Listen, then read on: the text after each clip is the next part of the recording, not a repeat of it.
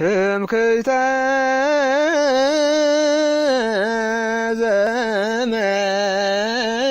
ዘመድነ ትምክህተ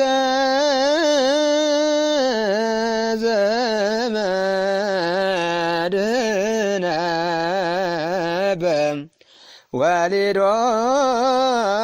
ወሊዶተ ዚአም። በስመ አብ ወወልድ ወመንፈስ ቅዱስ አሐዱ አምላክ አሜን። የጌቶች ጌታ የነገሥታት ንጉሥ የአማልክት አምላክ አምላካችን እግዚአብሔር ዓይኑ እንዳየች ሳይፈርድብን ጆሮውም እንደሰማች ሳይበይንብን ዕድሜ ለንስሐ ሰጥቶ እስከዚህችን ሰዓት ያደረሰን የአባቶቻችን አምላክ እግዚአብሔር ስሙ የከበረና የተመሰገነ ይሁን። እግዚአብሔር አምላክ የሚወዳችሁ እግዚአብሔር አምላክን የምትወዱ የክርስቶስ ቤተሰቦች እስከ ሞት ድረስ በወደደንና ባፈቀረን በኢየሱስ ክርስቶስ ፍጹም ሰላም እንደምን ሰነበታችሁ? እንደምን እስከዚህ ሰዓት ቆያችሁ? አሜን። አምላካችን እግዚአብሔር ስሙ የከበረና የተመሰገነ ይሁን።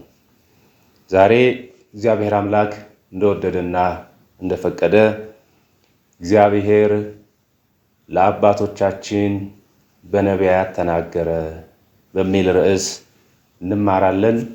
እግዚአብሔር አምላካችን በመካከላችን ተገኝቶ እንዲያስተምረን እንዲመክረን ቅዱስ ፈቃዱ ይሁንልን።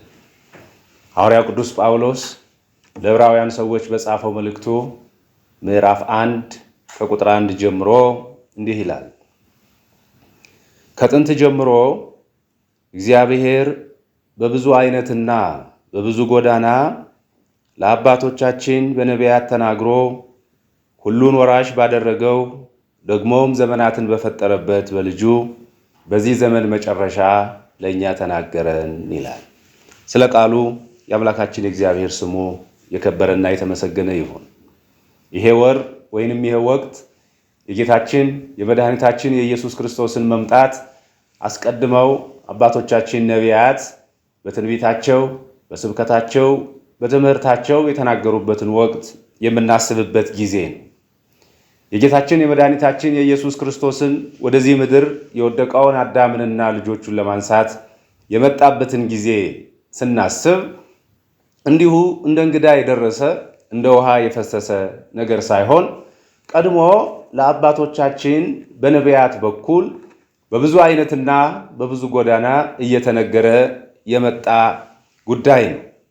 ይህንን ቅዱስ ጳውሎስ ኦሪትን ይዘው ሐዲስን አልቀበልም ላሉ ወይንም የሐዲስ ኪዳን መንፈስ ላልተረዳቸው ወገኖቹ ዕብራውያን የጌታችን የመድኃኒታችን የኢየሱስ ክርስቶስ መምጣት ከጥንት ጀምሮ በብዙ አይነትና በብዙ ጎዳና ለአባቶቻችን በነቢያት በኩል ሲነገር የነበረ መሆኑን በመልእክቱ ጽፎላቸዋል።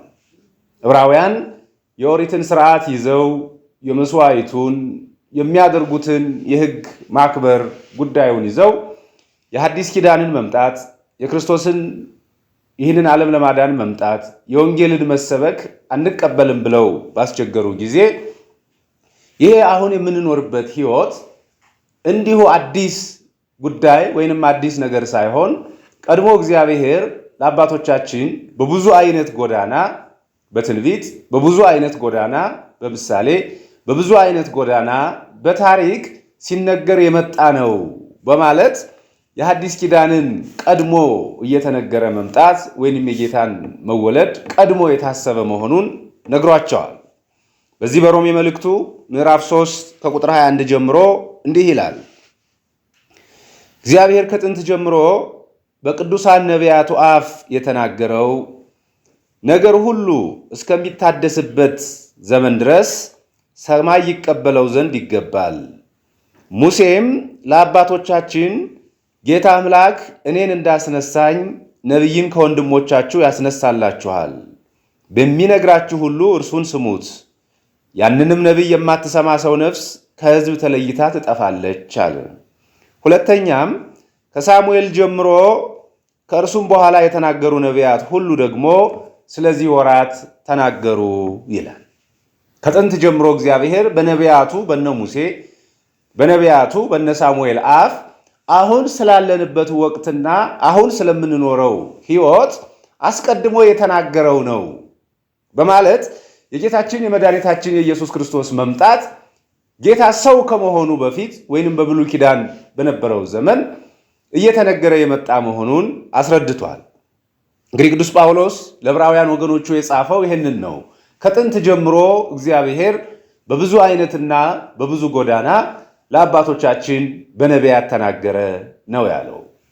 ከጥንት ያለው ክርስቶስ ከመወለዱ በፊት የነበረውን ዘመን ነው።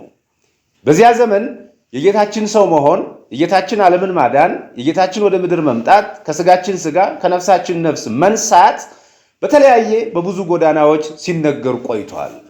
ዛሬ ልናየው የፈቀድነው ምንድን ነው?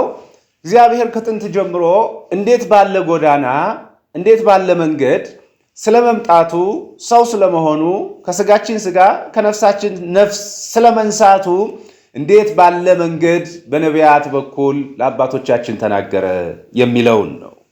እግዚአብሔር አምላክ በመካከላችን ሆኖ እንዲያስተምረን እንዲመክረን መልካም ፈቃዱ ይሁንልን።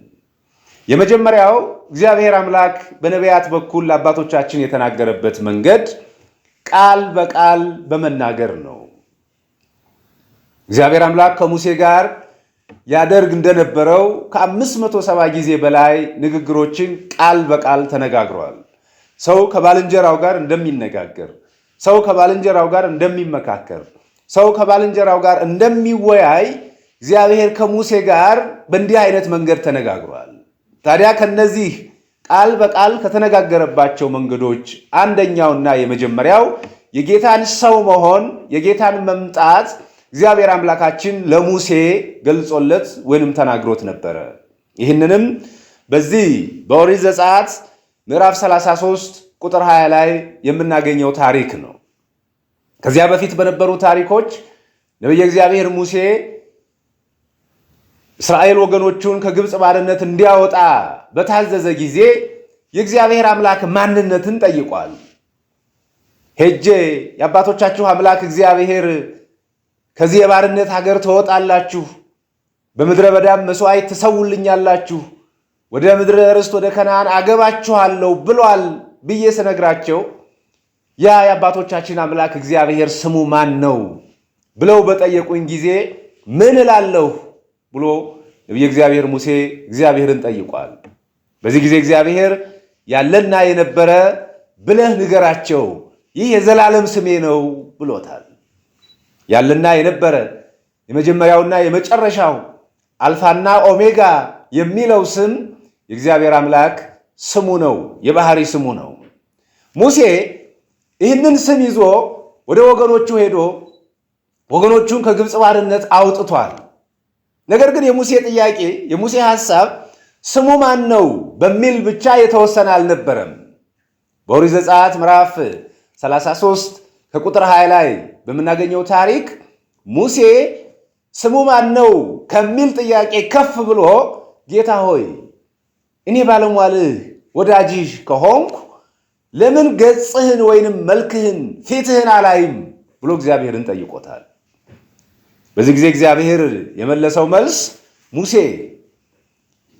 ሰው እኔን አይቶ በሕይወት መኖር በቆም አይችልምና በኋለኛው ዘመን በተራራ ላይ ቆመህ በዓለት መካከልም ሆነህ ጀርባዬን ታያለህ በማለት ለወደፊት የሚሆነውን ነገር እግዚአብሔር ለሙሴ ቃል በቃል ነግሮታል።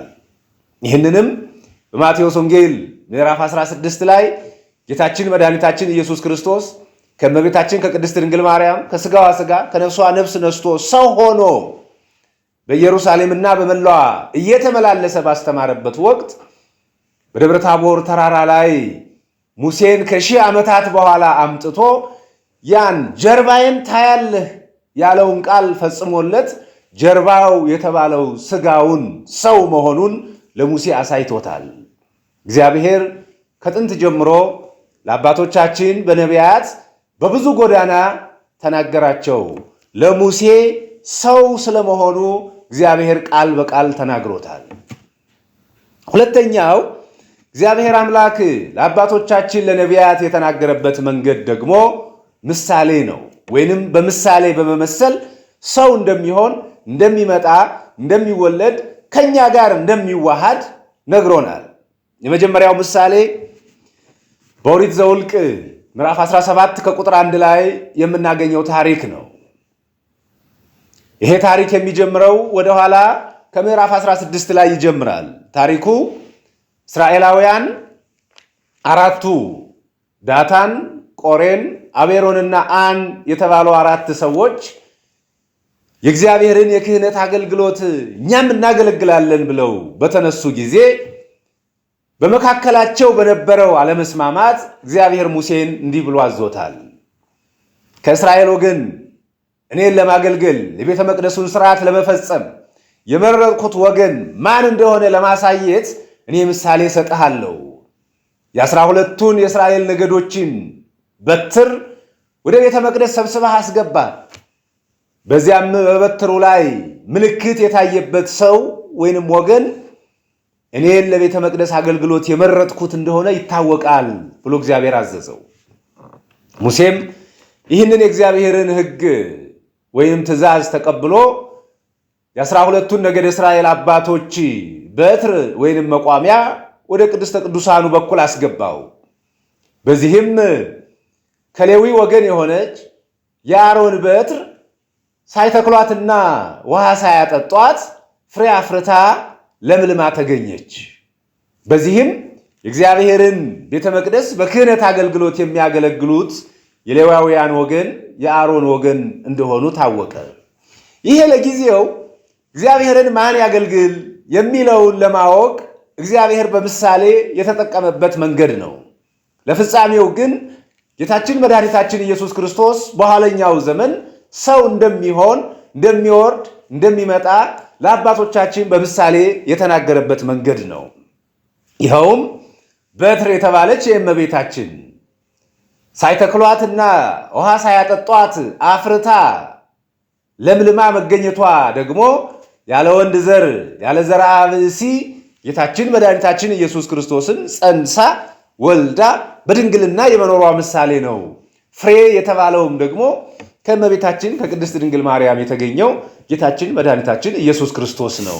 ፍሬ ለሰውነት መብል እንደሚሆን ሁሉ ጌታችን መድኃኒታችን ኢየሱስ ክርስቶስም ሥጋዬን የበላ ደሜን የጠጣ የዘላለም ሕይወት አለው፣ እኔ የሕይወት እንጀራ ነኝ በማለት ምግብነቱን ገልጾልናል።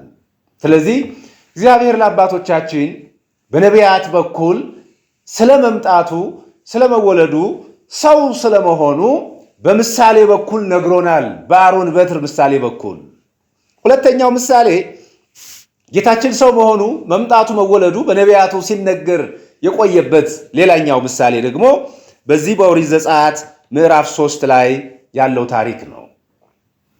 ለአባታችን ለሙሴ እግዚአብሔር አምላክ እስራኤላውያንን ከግብፅ ባርነት እንደሚያወጣ ምሳሌ ሲያሳየው በቁጥቋጦው ውስጥ ሐመልማል ከእሳት እሳት ከሐመልማል ጋር ተዋህዶ ለሙሴ ታየው።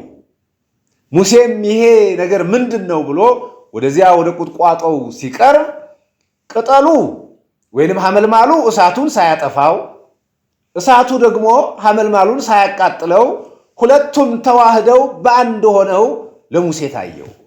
ይሄ ለጊዜው እግዚአብሔር አምላክ ለሙሴ ስለ እስራኤላውያን የሰጠው ምሳሌ ነው። በእሳት የተመሰለው ይደርስባቸው የነበረው መከራው፣ ግፉ፣ ፈርዖን ያጸናባቸው የግፍ አገዛዝና ስርዓት ነው። ቅጠል የተባለው ደግሞ እስራኤላውያን ናቸው። ምንም እንኳን መከራው፣ የፈርዖን አገዛዝ ስርዓቱ ቢጸናባችሁም አትጠፉም፣ እግዚአብሔር ጥበቃ ከእናንተ ጋር ነው። እሳቱ ቅጠሉን እንዳላጠፋው፣ ቅጠሉም ደግሞ እሳቱን እንዳላጠፋው የእግዚአብሔር ጥበቃ ጠብቋችሁ የፈርዖን መከራ አያጠፋችሁም ሲላቸው ነው። ምሳሌነቱ ግን ለወደፊት ሊመጣ ላለው ለጌታችን ለመድኃኒታችን ለኢየሱስ ክርስቶስ መወለድ ሰው መሆን ምሳሌ ነው። ይኸውም እሳት የተባለው የጌታችን የመድኃኒታችን የኢየሱስ ክርስቶስ መለኮታዊ ባህሪው ነው። ቅጠል የተባለው ደግሞ ከእመቤታችን ከቅድስት ድንግል ማርያም የሚነሳው ሥጋ ወይንም ሰውነት ነው። እሳትና ቅጠሉ ሳይጠፋፉ በተዋህዶ በአንድነት እንደተገኙ ሁሉ ጌታችን መድኃኒታችን ኢየሱስ ክርስቶስም በባህሪ መለኮቱ ስጋን ሳያጠፋው ስጋም ደግሞ መለኮታዊ ባህሪውን ሳያዚገው ወይንም ደግሞ መለኮታዊ ባህሪነቱን ሳይቀንሰው ተዋህደው ታይተዋል። ይሄ መንገድ ጌታችን መድኃኒታችን ኢየሱስ ክርስቶስ ለወደፊት ሰው ስለመሆኑ ስለመወለዱ ለአባቶቻችን በነቢያት በኩል የተነገረ ምሳሌ ነው። የጌታችን መምጣት እንዲሁ እንደ እንግዳ የመጣ ነገር አይደለም። ቅዱስ ጳውሎስም ለዕብራውያን ወገኖቹ የሚላቸው ይህንን ነው። ከጥንት ጀምሮ እግዚአብሔር በብዙ አይነትና በብዙ ጎዳና ለአባቶቻችን ለነቢያት ተናግሯል።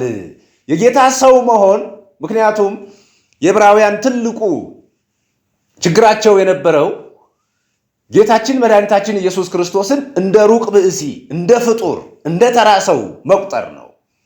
የጌታችንን መምጣት አምላካዊ ባህሪነቱን አለመቀበል ነው። ስለዚህ ቅዱስ ጳውሎስ የሚላቸው ምንድን ነው? የጌታችን መምጣት እኮ በነቢያት መጻሕፍት ላይ የተጻፈ ነው። ነቢያት የሰበኩለት ነው። ነቢያት የፈለጉት፣ ነቢያት የመረመሩት ነው። ስለዚህ ተቀበሉት። ወደኋላ ሄዳችሁ መጻሕፍትን እዩ፣ አስተውሉ ነው። እናም ሦስተኛው ጌታችን መድኃኒታችን ኢየሱስ ክርስቶስ እንደሚመጣ፣ እንደሚወርድ፣ እንደሚወለድ ነቢያት ያስተማሩበት የተናገሩበት መንገድ በታሪክ ነው። በቅዱሳን አባቶቻችን ሕይወት ውስጥ የተፈጸሙ ታሪኮች ለጊዜው ታሪኮች ናቸው። ፍጻሜያቸው ግን የጌታችን የመድኃኒታችን የኢየሱስ ክርስቶስን መምጣት የሚያመለክቱ ነበሩ። ከነዚህም መካከል የተወሰኑትን ለማንሳትና ለማየት ያክል የመጀመሪያው እግዚአብሔር በአብርሃም ሕይወት በአብርሃም ታሪክ ውስጥ ለወደፊት እንደሚመጣ ሰው እንደሚሆን ገልጦ አስተምሮ ነበረ። ለዚሁም በኦሪት ዘፍጥረት ምዕራፍ 22 ቁጥር 1 ላይ እግዚአብሔር አምላክ ለአብርሃም በምሳሌ በታሪክ መገለጡን እናያለን። እግዚአብሔር በዘፍጥረት 22 ቁጥር 1 ላይ ለአብርሃም እንዲህ የሚል ትእዛዝ አዞታል። አብርሃም አንተ የኔ አገልጋይ የኔ ወዳጅ መሆን እንዲታወቅ አንድ ልጅህን በሞሪያ ተራራ መስዋዕት አድርገህ አቅርብልኝ በሚል አዘዘው። በዚህ ጊዜ አብርሃም በእርሱ ዘር ይጠራሃል፣ ዘርህንም እንደ ምድር አሸዋ እንደ ሰማይ ከዋክብት ያበዛልሃል ተብሎ የተነገረለትን አንድ ልጁን መስዋዕት ለማድረግ ወደ ሞሪያ ተራራ ይዞት ወጣ። የአብርሃም ታላቅነቱ፣ የአብርሃም የእምነት አባት የእምነት መስራችነቱ የሚታወቀው የሚገለጠው እዚህ ላይ ነው። ተመልከቱ ክርስቲያኖች፣ በኦሪት ዘፍጥረት ምዕራፍ 12 እግዚአብሔር ለአብርሃም አንድ ቃል ገብቶለታል። ዘርህን እንደ ምድር አሸዋ እንደ ሰማይ ከዋክብት አበዛዋለሁ፣ ዘርህን በይስሐቅ ዘር እጠራዋለሁ ብሎታል።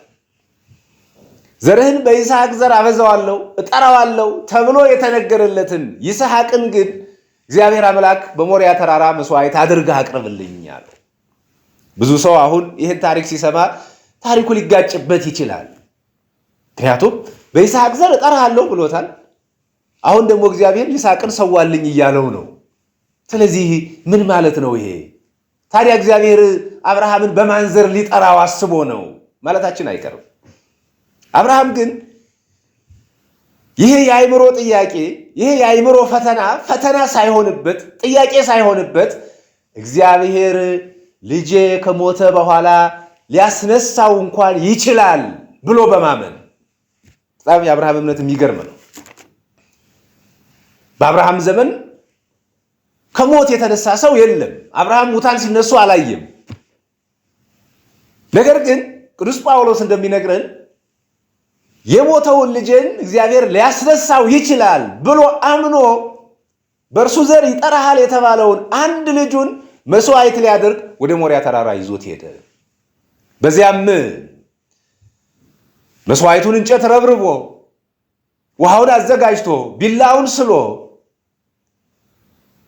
ልጁ ይስሐቅን ለመስዋዕት ሊያቀርብ ቢላውን ሲያነሳ የእግዚአብሔር መልአክ አብርሃምን ጠራው። አብርሃም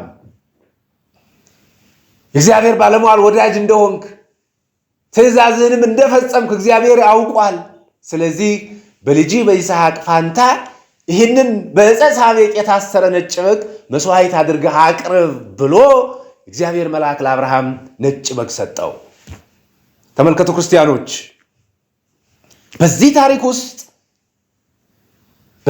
በአብርሃም ታሪክ ውስጥ እግዚአብሔር ለወደፊት የሚሆነውን ነገር ለአብርሃም አሳየው።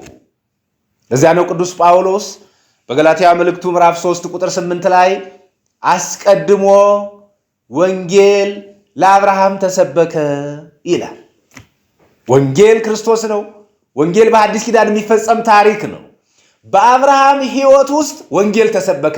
እንዴት ተሰበከ? በዚያ በነጭ በግ አምሳል ሰው የሚሆነው የሚመጣው የሚወርደው የሚወለደው ዓለምን የሚያድነው ኢየሱስ ክርስቶስ በበግ አምሳል ለአብርሃም ተገለጠለት። ይስሐቅ መከራ ሊቀበል የነበረው ይስሐቅ የምዕመናን የአዳም ዘር በሙሉ ምሳሌ ነው።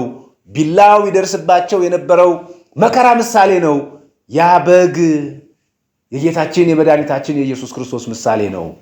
ከጥንት ጀምሮ እግዚአብሔር ለአባቶቻችን በነቢያት በብዙ ጎዳና ተናገረ። በምን ተናገረ? በታሪክ ተናገረ። በኦሪት ዘፍጥረት ምዕራፍ 29 ከቁጥር 1 ጀምሮ እግዚአብሔር አምላክ በያዕቆብ ታሪክ ደግሞ ስለ ጌታ መምጣት ሲናገር እንመለከተዋለን።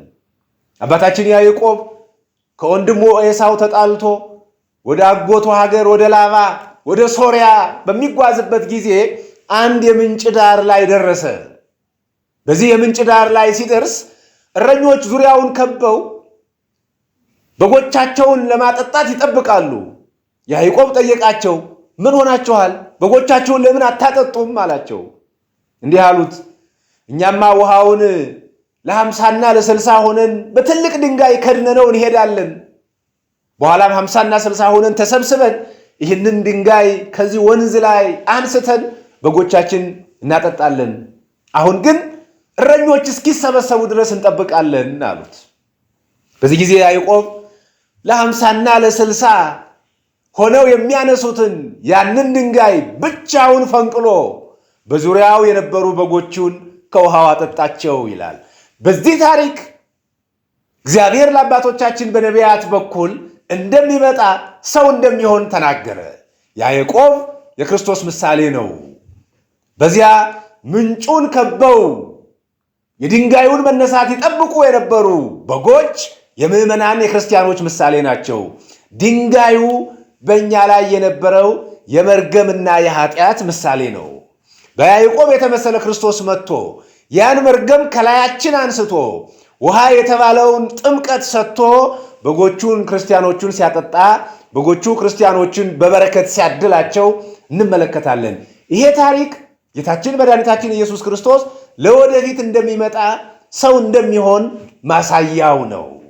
የእግዚአብሔር ልጆች ክርስቲያኖች፣ ይሄ አሁን የምንኖርበት ሕይወት የአዲስ ኪዳን ሕይወት፣ ይሄ የምንጠብቀው የጌታችን የመድኃኒታችን የኢየሱስ ክርስቶስ መወለድ ቀድሞ የነበሩ ነቢያት ፈልገውት አማናዊውን ያላዩት ምሳሌውን ብቻ ተስፋ አድርገው ምስጢሩን ብቻ ተስፋ አድርገው ታሪኩን ብቻ ጠብቀው ያለፉት ነው። ጌታችን መድኃኒታችን ኢየሱስ ክርስቶስ ደቀ መዛሙርቱ እስመ ብዙኃን ጻድቃን ወነገሥት ፈተው ይስሙ እስመ አንትሙ ዘትሰሙ፣ ብዙ ነገሥታት፣ ብዙ ጻድቃን፣ ብዙ ነቢያት እናንተ የምትሰሙትን እኔን ክርስቶስን ለመስማት ተመኙ፣ እናንተ የምታዩትን እኔን ክርስቶስን ለማየት ተመኙ፣ ነገር ግን አልቻሉም። እናንተ ብፁዓን ናችሁ። ነቢያት የተመኙትን ክርስቶስን አያችሁት። ነቢያት የፈለጉትን ክርስቶስን ሰማችሁት። ሌሎች ሊበሉት ሊጠጡት ይፈልጉት የነበሩትን ክርስቶስን አገኛችሁት። ብፁዓን አዕይንቲክሙ፣ ዓይኖቻችሁ ብፁዓን ናቸው፣ ጆሮዎቻችሁ ብፁዓን ናቸው በማለት አሁን ላለነው ክርስቲያኖች የአዲስ ኪዳን ሕይወት የመመረጥ የጌታችን የመድኃኒታችን የኢየሱስ ክርስቶስን ልደት መምጣት ማግኘት ደግሞ የከበረ መሆኑን ጌታችን መድኃኒታችን ኢየሱስ ክርስቶስ ነግሮናል። ከጥንት ጀምሮ እግዚአብሔር በብዙ አይነትና በብዙ ጎዳና ለአባቶቻችን ለነቢያት በብዙ መንገድ ተናገረ። በዚህ ዘመን መጨረሻ ግን በልጁ ተናገረን። ያስተማረን የመከረን እግዚአብሔር ስሙ የከበረና የተመሰገነ ይሁን። እግዚአብሔር ይስጥልን። ትምክህተ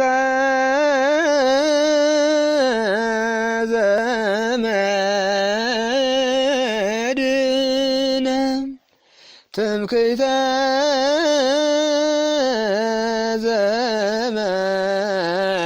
ዘመድነ